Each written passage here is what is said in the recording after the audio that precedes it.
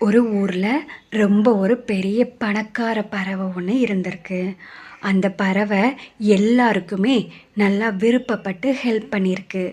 ஆனால் அதுக்கிட்ட இருந்த ஒரு மோசமான குணம் என்னன்னா, அது மனசார ஹெல்ப் பண்ணாலும் கொஞ்ச நாள் கழித்து நம்ம அந்த ஹெல்ப்பை பண்ணிட்டோமே அப்படின்னு ரொம்ப வருத்தப்பட்டிருக்கு.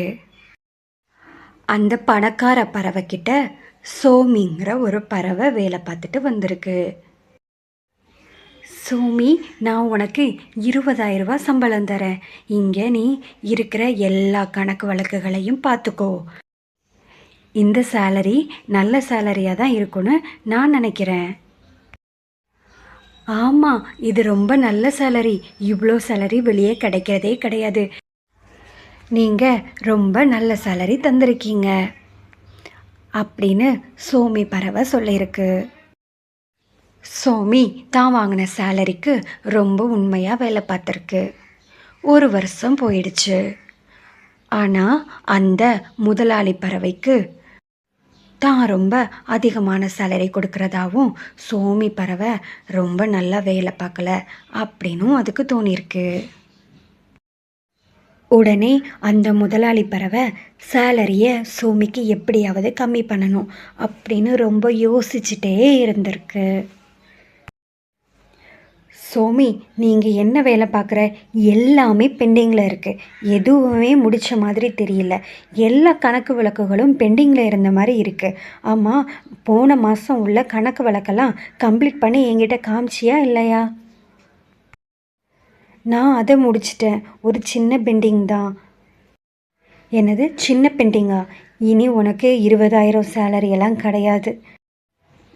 வேணுன்னா 10,000 சேலரி வாங்கிக்கோ. இங்கே பாருங்கள், நான் உங்ககிட்ட 20,000 சேலரி வேணும்னு கேட்கவே இல்லை. நீங்கள் தான் 20,000 சேலரி அதிகமாக தந்தீங்க. இப்போ நீங்களே கம்மி பண்ணுறீங்க.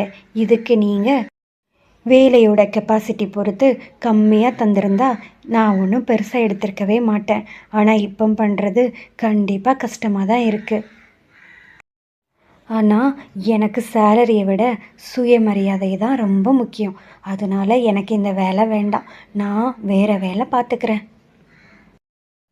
சோமி வேலையை விட்டு நின்னதும் அந்த முதலாளி பறவைக்கு ரொம்ப கஷ்டமாக இருந்திருக்கு. நம்ம ஒருத்தவங்களுக்கு உதவி பண்ணனா அதோட பிரதிபலனை நம்ம ரொம்ப எதிர்பார்க்கவே கூடாது. நம்ம இவங்களுக்கு உதவி பண்ணியிருக்கோம், அதனால் இவங்க நம்மளுக்கு அடிமை தான், நம்ம என்ன வேணாலும் பண்ணலாம் அப்படிங்கிற எண்ணம் மட்டும் நமக்கு வரவே கூடாது. இதுக்கு நம்ம அந்த உதவியை பண்ணாமலே இருக்கலாம். இந்த கதை உங்களுக்கு பிடிச்சிருக்குன்னு நினைக்கிறேன். பிடிச்சிருந்தா லைக் பண்ணுங்கள், சப்ஸ்கிரைப் பண்ணுங்கள். வேறொரு கதையோடு உங்களை பார்க்க வரேன்.